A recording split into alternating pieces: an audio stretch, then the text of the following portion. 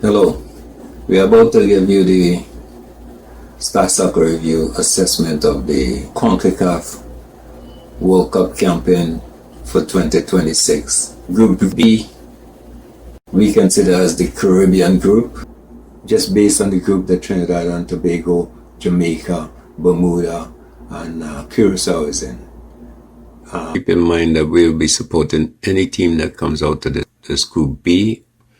Caribbean Stars with definitely support, and is supporting the other Caribbean teams in Group A and Group C.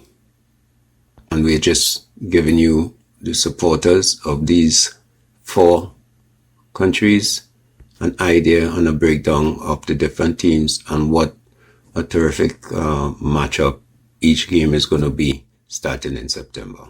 Initially, I would have said that Jamaica would have been the shoe-in or the favorite of that group, but based on Jamaica performance in the Gold Cup, Curaçao performance in the Gold Cup, and Curaçao overall development, I would think that any team in Group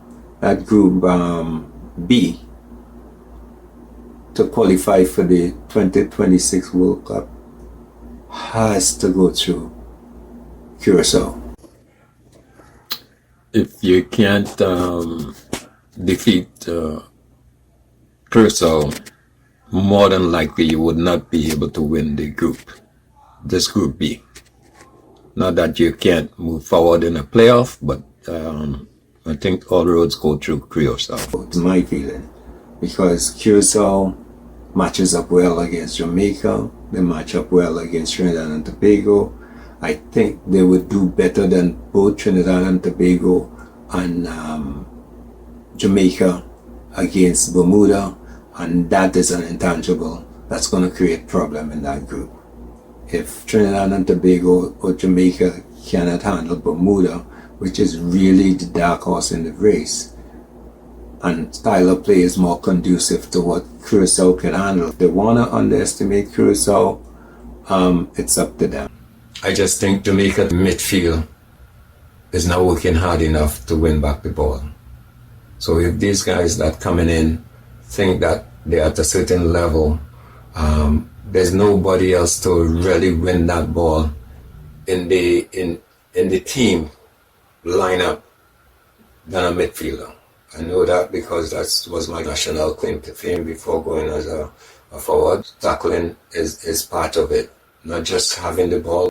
Take a look at the final, the Mexico-USA final. And although USA opened the scoring, you look at the coordination of Mexico. You look at, most importantly, when Mexico lost the ball, this is where Jamaica is faltering gravely. Just look at how the Mexican forwards and everybody run back, not just zoning the play, but to the play, to make sure they get that ball back. To impose your will on a team, you have to get that ball back as quickly as possible, and that also improves your time of possession. Jamaica game against Guadeloupe, although they won the game 2-1, Guadeloupe had the possession and had the better the runner play. By the time the last game against Panama dominated time of possession, and it showed on the scoreboard. Nobody out there would have expected that going into the game. That was supposed to be close to even game with the edge to Panama. So, as I said, Jamaica have some work to do. In terms of Curaçao though, and watching them against Canada and coming back and tying the game 1-1 with momentum, knocking the ball. Physically, there's a strong team, physically very athletic. So, and remember, 2 World Cup removed, they were one of the teams who actually were looking better going into the Gold Cup. So maybe they faltered a little bit, but it seemed like they catch back their form. And maybe they had some new personnel coming in. Trinidad and Tobago, the situation that needs to be looked into is the midfield play with Kevin Molino. Dwight have the dice to roll to find out when is effective for Molino, or if Molino could get himself in shape and be able to lead the team. Who comes out of that group is anybody's guess. The second place would be very interesting, and at least the Caribbean group has a second place team that should be able to go on like Trinidad and Tobago did against Bahrain. In regards to the other Caribbean teams in the Group A and C, you have Suriname in Group A with Panama, El Salvador, and Guatemala. That's a tough ask.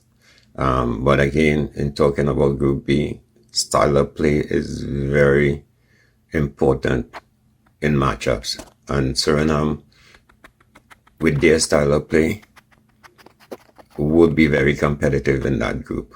Do not write Suriname off. They can make it a dogfight in that Group A. In terms of Haiti in Group C, Haiti hasn't been consistent, but we saw the best of Haiti in some of the Gold Cups and stuff, and you never know what you're getting with Haiti.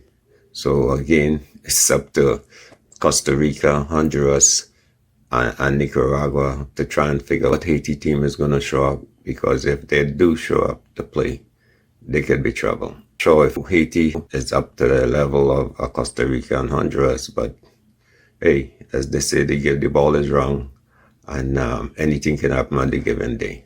So, wishing all the Caribbean participants in the CONCACAF qualifiers all the best, and stay tuned to Star Soccer Review on Caribbean Stars.